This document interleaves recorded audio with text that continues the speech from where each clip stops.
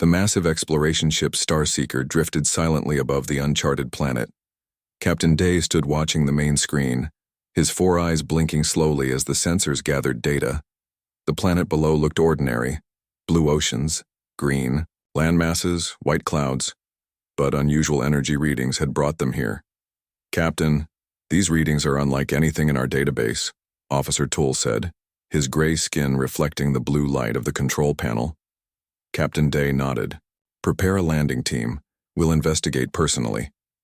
6 hours later, Captain Day led a team of 8 explorers across the grassy surface of the unknown world. The air was breathable, the gravity comfortable, and the temperature mild. It seemed perfect for colonization, which made the absence of any known settlements strange. "The energy signature is coming from that mountain range," Scientist Rock said, pointing toward distant peaks. His tentacles adjusted the scanner in his hands. "Specifically from inside the largest mountain." The team traveled for 3 days, setting up camp each night under unfamiliar stars. Wildlife was present but seemed to avoid them. Plants grew, in patterns that suggested deliberate planning rather than natural growth. "This world was terraformed," Scientist Rock announced on the 3rd evening. "The ecosystem is too perfect, too balanced." As they approached the mountain on the 4th day, they discovered an entrance, a massive door of unknown metal, half hidden by vegetation. It took hours for their scanners to decode the locking mechanism. "It's responding to our attempts, Engineer," Mole said excitedly. "The system is still active." With a deep rumble, the ancient door slid open. Cool air rushed out, carrying the scent of metal and chemicals. The team activated their lights and entered cautiously. The tunnel led deep into the mountain, eventually opening into a vast cavern filled with technology. Rows of sleek metal containers lined the walls, each connected to a central pillar glowing with soft blue light. "These are life support units," Scientist Rock whispered, examining the nearest container. He wiped away condensation from its surface and gasped. "Captain, there's someone inside!" Captain Day rushed over. Through the clear section of the container, he could see a bipedal being suspended in clear fluid. Its features were soft, with thin skin, no scales or exoskeleton, and patches of hair on its head. "It's human," Officer Toole said in disbelief. The Galactic Confederation had discovered Earth 50 years ago, but found only a primitive civilization barely capable of basic space travel. Humans were considered an unimportant developing species, nowhere near advanced enough for the technology surrounding them now. "There are thousands of them," Scientist Rock reported, checking his scanner. "All in suspended animation." Captain D approached a blinking console near the central pillar. When he touched it, a holographic display activated, showing symbols none of them recognized. "This is a written language," Officer Toole said. "Let me run it through our translator." While the team explored further, Officer Toole worked on decoding the messages. The facility extended throughout the mountain, containing living quarters, laboratories, hydroponic gardens, and power generators, far more advanced than expected. "Captain," Officer Toole called excitedly, "I've decoded part of it. This facility is called New Terra Colony. It was established 307 standard years ago by humans from Earth." The team gathered around the holographic display as more information became available. According to these logs, the colony lost contact with Earth during something called the Great Silence. Officer Toole continued. They entered stasis pods, hoping for rescue or for whatever crisis had occurred to pass. Captain Day studied the sleeping humans. "This is impossible. 300 years ago, humans couldn't have traveled between stars. They barely understood basic physics then. The evidence suggests otherwise," Scientist Rock said, examining a nearby machine. "This technology is remarkable. Some of it I don't even understand." A sudden alarm sounded, and red lights flashed throughout the facility. "What happened?" Captain Day demanded. "The system detected our presence and is initiating a revival sequence," Officer Toole reported, checking the console. "It's waking the leadership team first." The nearest stasis pod hissed as seals broke. The fluid inside drained away through hidden pipes. The transparent section slid open, and the human inside took a gasping breath. Dr. Kim opened her eyes, blinking, in confusion at the strange beings surrounding her. She had expected to see fellow humans when she awoke, not aliens with 4 eyes and gray skin. "Who? What are you?" she asked weakly. Captain Day stepped forward. "We are explorers from the Galactic Confederation. We found your colony by accident." "Doctor," Kim struggled to sit up. "How long were we asleep?" "According to your records," Officer Toole said gently. "Over 300 years?" Dr. Kim's eyes widened. "And Earth? What of Earth?" The aliens exchanged uncomfortable glances. "We know of Earth," Captain Day said carefully, "but the humans there are different than you." Dr. Kim sat wrapped in a thermal blanket, her hands shaking slightly as she sipped warm liquid from a cup. Around her, alien beings moved with purpose, examining equipment and talking in low voices. The translator devices they had given her converted their clicks and whistles into understandable words. "You say Earth still exists, but humans there are primitive?" she asked Captain Day, who stood nearby. "Yes," the 4-eyed alien confirmed. "Earth is classified as a pre-spacefaring world. The humans there have basic rocket technology but nothing capable of interstellar travel." This made no sense to Dr. Kim. When New Terra Colony lost contact with Earth, humanity had already established bases on Mars, Europa, and was building the first faster-than-light ships. "That's impossible," she said firmly. "When we left Earth, we had advanced technology. We couldn't have lost it all." Captain Day's skin changed color slightly, a sign of discomfort, Dr. Kim guessed. "Perhaps there was a disaster," Officer Toole suggested. "Wars or environmental collapse can set civilizations back centuries." Dr. Kim stood on shaky legs and walked to a control panel across the room. Her fingers moved confidently across the surface, entering a complex series of commands. "I need to revive the rest of the leadership team," she explained, starting with Director Park. The aliens watched with curiosity as more stasis pods activated. Within an hour, 5 more humans had awakened. Director Park, the colony administrator, Security Chief Lee, a muscular man with watchful eyes, Engineer Han, whose first action upon waking was to check the facility systems, Medical Officer Yun, who immediately began examining the revived colonists, and Communications Specialist Sue, who went straight to work on the long-range transmitters. Director Park, a tall man with gray-streaked hair, took command immediately, despite his physical weakness after centuries of stasis. "What's our situation?" he asked once Medical Officer Yun had cleared him. Dr. Kim explained about the alien discovery team and their claims about Earth. Director Park listened carefully, then addressed Captain Day directly. "We appreciate your assistance in reviving us, Captain. However, there seems to be a significant misunderstanding about human history." Captain Day inclined his head respectfully. "Perhaps once you've recovered fully, we can exchange information. My species, the Volari, value knowledge above all else." While Director Park continued diplomatic discussions, Security Chief Lee quietly approached Engineer Han. "Check our defenses," he whispered. "Make sure they're operational, but don't activate anything yet." Engineer Han nodded subtly and moved away, appearing to check regular systems while actually assessing the colony's hidden capabilities. Medical Officer Yun approached Dr. Kim with a concerned expression. "The stasis fields held perfectly, but everyone will need time to recover. I suggest we wake people gradually." "Agreed," Dr. Kim said. "Let's start with essential personnel only." Communications Specialist Sue called Dr. Kim over to her console. "I've been trying to reach Earth on all frequencies we used to use," she reported. "Nothing, but I'm detecting unusual quantum fluctuations that might be artificial." Dr. Kim leaned closer, lowering her voice. "Could it be from the Transcendence Project?" "Possibly," Sue replied, "if that's the case." Their conversation was interrupted when Atlas, the colony's artificial intelligence, suddenly activated, its holographic interface appearing above the central console. "Welcome back, colony leadership. the AI said in a calm voice. I detect non-human life forms present. Threat assessment in progress. The aliens stepped back nervously as scanning beams swept over them. Atlas, stand down, Director Park commanded. These beings revived us. They are guests for now. The AI's light dimmed slightly. Acknowledged, Director. During your stasis, I continued research as programmed. I have made significant advances in multiple fields.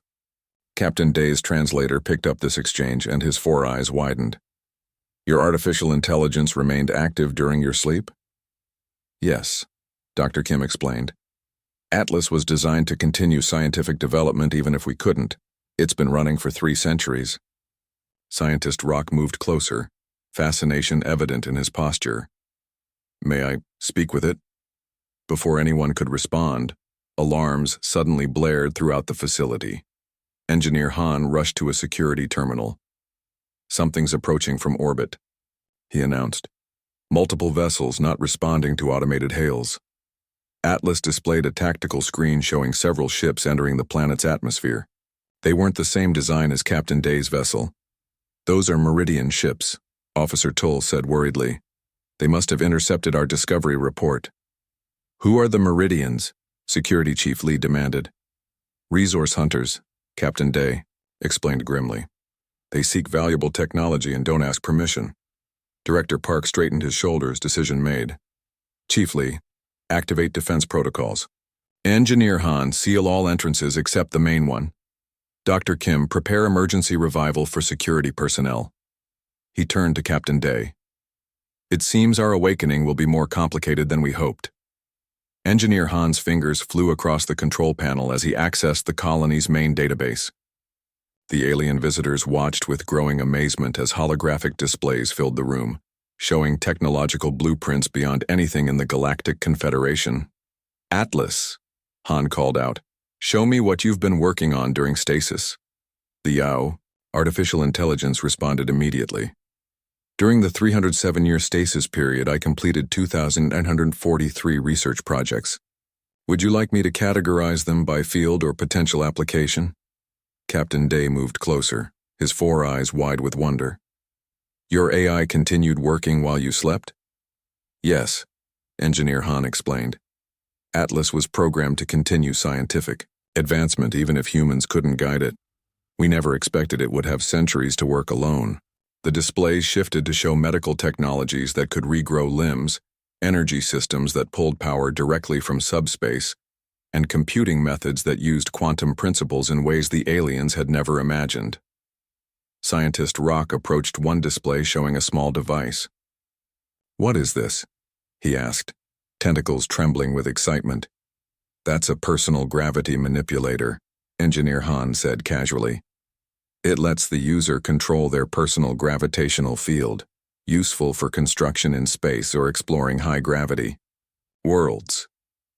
Impossible, Scientist Rock whispered. The energy requirements alone would be minimal with our power systems, Han finished for him. We solved those problems before establishing this colony.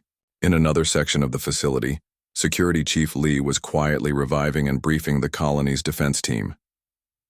20 trained security officers now stood ready, armed with weapons that looked simple but contained power that could easily match anything the approaching Meridian ships carried. Remember, Lee instructed them, we don't want a fight, but if one comes, we end it quickly. Meanwhile, Director Park and Captain Day were engaged in serious conversation. You must understand our position, Park explained. We've awakened after 3 centuries to find ourselves surrounded by alien civilizations we know nothing about. Your claims about Earth's technological regression make no sense to us. I understand your confusion, Captain Day replied. But I assure you the humans on Earth now use chemical rockets and have only visited their moon. They have no faster-than-light technology, no quantum computing, no gravitational manipulation. Then, something happened after we lost contact, Park said firmly. Something that either destroyed advanced human civilization or led to its purposeful concealment. Officer Tull, who had been monitoring communications with his ship, approached urgently.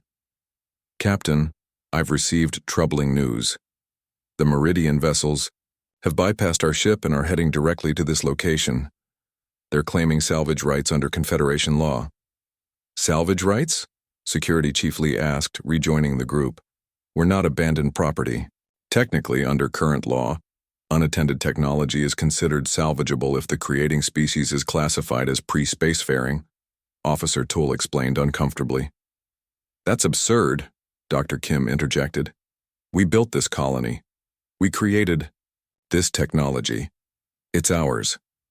In the background, communications specialist Sue worked furiously at her station, attempting to pierce the mystery of Earth's silence. Suddenly, she gasped. Director Park, I've found something.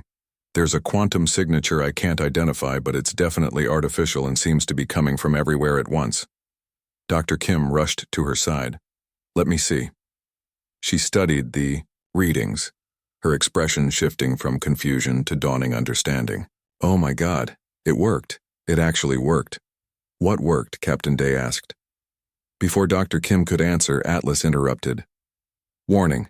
Meridian vessels have landed 2 kilometers from this facility. Ground vehicles approaching. Estimated arrival. In 7 minutes, Director Park made a quick decision. Chief Lee, deploy defensive measures but hold fire unless attacked. Engineer Han, activate the emergency protocols we discussed. Dr. Kim, I need to know what you've discovered. Dr. Kim pulled Director Park aside, speaking in a low voice. The quantum signature Sue found. It matches the theoretical patterns from Project Ascension. Park's eyes widened. The Transcendence Project? But that was still theoretical when we left. Apparently it succeeded, Kim whispered. If I'm right, Earth didn't regress. Humanity evolved beyond physical form. Their conversation was interrupted as Security Chief Lee reported, Meridian forces have reached our outer perimeter. They're demanding immediate access to all technology in this facility. Engineer Han joined them, a small device in his hand. The legacy protocols are active. If they try to take anything by force, they'll find our technology won't work for them. Captain Day, overhearing this, approached with concern. What are you planning? The Meridians are dangerous, but open conflict could be catastrophic for everyone. Director Park faced the alien captain squarely. We don't want conflict, but make no mistake, we will not surrender what's ours. The technology Atlas developed doesn't just belong to us. It's the legacy of all humanity, and we'll protect it. Outside, the sound of heavy vehicles grew louder. The humans and their unexpected alien allies prepared to face the first real challenge of their new awakening. 3 massive Meridian transport ships hovered above the colony entrance, kicking up dust and debris with their engines. Armored figures poured out, taking positions around the mountain facility.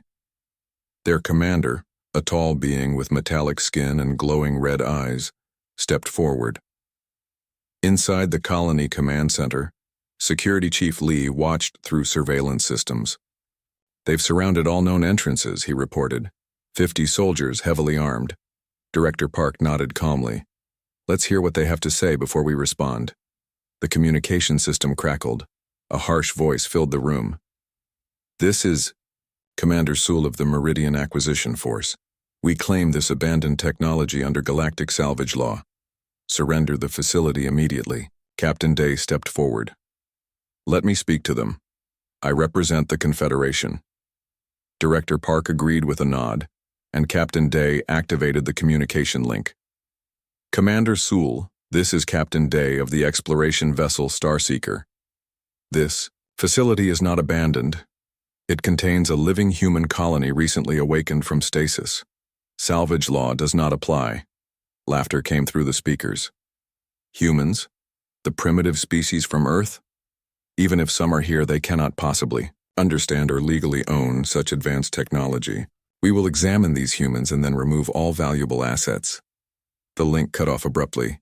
Security Chief Lee checked his screens again.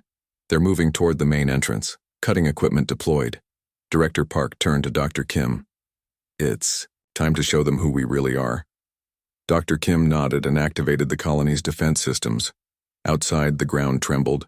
Hidden panels in the mountainside slid open, revealing weapon emplacements that had remained dormant for centuries. Energy shields shimmered into existence around the facility. Commander Sewell's forces froze in surprise as the supposedly abandoned colony suddenly bristled with defenses. Their cutting equipment sparked uselessly against the energy shield. "What is this?" Commander Sewell demanded over the open channel. "Primitive humans could not create such technology." Director Park personally responded this time. "Commander Sewell, I am Director Park of New Terra Colony. We are not primitive. This is your only warning. Withdraw your forces immediately." "Impossible," Sewell shouted. "Earth humans barely understand space travel. They are centuries from developing shield technology." "We are not from your version of Earth," Director Park replied calmly. "Now watch carefully." He nodded to Engineer Han, who pressed a sequence of controls. A small drone launched from the facility, hovering just outside the shield. It emitted a pulse of energy that washed over the Meridian forces. Instantly, their weapons powered down and their armored suits froze in place. Commander Sewell's voice became frantic. "What have you done? Our systems are failing." "A simple technology inhibitor," Engineer Han explained over the channel. "Harmless to living beings, but temporarily disables certain energy patterns. Your equipment will function again once you leave our territory." In the command center, Captain Day watched with astonishment. "Such technology could change the balance of power throughout the Confederation," he whispered to Officer Toole. Outside, more ships appeared in the sky. Confederation vessels responding to Captain Day's earlier reports about the discovery. "Director, Communications Specialist Sue reported, we're receiving transmissions from 12 different species, all demanding information about our colony." Dr. Kim turned to Director Park. "It's time they learned the truth. We can't hide anymore." Director Park agreed. "Broadcast on all frequencies, maximum range." Dr. Kim stepped before a communication panel. Her image would be transmitted to all nearby ships and relayed throughout nearby systems. "To all sentient beings receiving this message, I am Dr. Kim of New Terra Colony. We are humans who left Earth over 3 centuries ago. We have awakened to discover a galaxy that believes humans are a primitive species." She paused, letting her words sink in. "This is not accurate. The humans you observe on Earth are not the sum of our species. They are caretakers, maintaining our homeworld while the majority of humanity evolved beyond physical form." Gasps and murmurs filled the command center as alien visitors processed this claim. "Earth did not fall into technological darkness, Doctor," Kim continued. "Earth achieved transcendence, a leap beyond physical existence. Our colony was established as a safeguard, preserved in stasis in case the Transcendence Project failed." She gestured to the displays showing their advanced technology. "What you see here is not the height of human achievement. It is merely what we developed before attempting something far greater. We share this truth not as a threat but as an introduction. We wish peaceful relations with all sentient species." The transmission ended. Outside, the Meridian forces began retreating to their ships, their disabled equipment gradually regaining function as they moved away from the colony. In orbit, representatives from a dozen species urgently requested permission to send diplomatic envoys. Security Chief Lee turned to Director Park. "They believe us. The question is, are we right? Did humanity really transcend, or did we just create a convenient story?" Dr. Kim looked down at the quantum readings on her screen. The signature, Israel. Something happened to Earth's civilization. Whether it was transcendence or something else, we'll need to discover for ourselves. Captain Day approached them. "Whatever the truth, you have changed galactic politics forever. No species will look at humans the same way again." 6 months had passed since the awakening of New Terra Colony. The once hidden facility had transformed into a bustling center of diplomacy and exchange. New buildings expanded outward from the mountain base, accommodating the growing human population as more colonists were carefully revived from stasis. In the colony's grand meeting hall, Director Park welcomed representatives from 27 alien species. The room featured a circular table with equal positions for all delegates, symbolizing the new balance of power in this region of space. "Welcome to the 3rd Galactic Cooperation Summit," Director Park announced. "Today we continue our discussion on medical technology sharing. Among the delegates sat Captain Day, now serving as the official Confederation ambassador to New Terra. In the months following the confrontation with the Meridians, he had become humanity's strongest advocate. The human regeneration techniques have already saved lives across 12 worlds, Captain Day reported. The treatment for Valeri cell degradation alone has extended my species' lifespan by decades. Medical Officer Yun smiled modestly.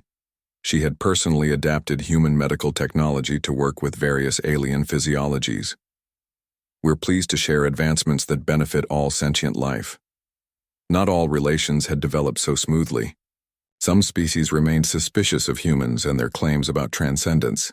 The Meridians had formally protested to the Confederation Council, arguing that humans had violated numerous regulations by concealing their true nature. After the meeting, Engineer Han led a tour through the colony's new technology training center. Alien students watched in fascination as human instructors demonstrated principles that contradicted some of their most fundamental scientific assumptions. The key to our approach is understanding energy as information, Han explained to a group of wide-eyed alien engineers. Once you see that relationship, many seemingly impossible barriers disappear. Meanwhile, Security Chief Lee supervised joint defense exercises outside the colony. Human security officers trained alongside alien military personnel, sharing techniques, while carefully avoiding revealing their most advanced capabilities. Proper positioning matters more than superior firepower, Lee instructed a group of trainees. Even with basic equipment, proper strategy can overcome many disadvantages. In her private laboratory deep within the original mountain facility, Dr. Kim worked alone late into the night. Her specialized equipment monitored the strange quantum signature that had first suggested humanity's transcendence. For months, she had detected patterns in the signals, convinced they contained a message. A soft chime from her computer interrupted her work. The pattern recognition program had finally completed its analysis. Dr. Kim stared at the results in stunned silence. "Atlas," she called to the AI. "Verify these findings." "Verification complete," the AI responded moments later. "The quantum signature contains encoded information. Translation suggests it is directed specifically at New Terra colony." Dr. Kim's hands trembled as she initiated the decoding sequence. Slowly, words formed on her screen. "Children of New Terra, you have awakened. We have found you. Prepare." She immediately called Director Park, who arrived within minutes, still wearing his sleepwear. "Is it really them?" he asked, staring at the message. "All evidence suggests it originates from outside normal space," Dr. Kim confirmed. "If humanity truly transcended, this could be their first direct communication." "Prepare for what?" Director Park wondered aloud. Before Dr. Kim could respond, Communications Specialist Sue burst into the lab. "Director, we're receiving reports from Earth. Something's happening there." They rushed to the communications center, where screens showed news feeds from Confederation observation posts near Earth. Strange energy patterns surrounded the planet, visible as shimmering lights in its atmosphere. "What are we seeing?" Director Park demanded. "Unknown," Officer Toole replied, having joined them. "But the energy signature matches the quantum patterns Dr. Kim has been studying." Captain Day entered the room, his skin pale with excitement. "My ship just reported similar phenomena appearing near 15 different worlds across the galaxy. All of them have human presence, either colonies or research stations from your records." Dr. Kim felt a chill run down her spine. "They're not just communicating with us. They're coming back." Outside the colony the next morning, colonists and alien visitors gathered to watch the sunrise. A new phenomenon had appeared in the sky, a subtle shimmer like heat waves forming patterns too regular to be natural. Director Park stood with his leadership team, gazing upward. "What do we tell everyone?" Security Chief Lee asked quietly. "The truth," Park replied. "That we may soon meet the rest of humanity." Engineer Han looked troubled. "And if they've changed, 3 centuries as non-physical beings could make them very different from us. That's why we were preserved," Dr. Kim reminded them. to maintain the connection to what humanity was, in case what humanity became needed to remember. Captain Day approached, having overheard their conversation. Whatever happens, you have allies now. The galaxy has changed because of you. Director Park nodded gratefully. The old balance of power is gone. Whatever comes next will be something entirely new. As they spoke, the patterns in the sky grew more distinct. The first direct contact between physical humanity and their transcended kin approached. A reunion 3 centuries in the making, witnessed by a galaxy that had never suspected humans were anything but primitive. In her pocket, Dr. Kim felt the small receiver vibrate with a new message. We are coming home.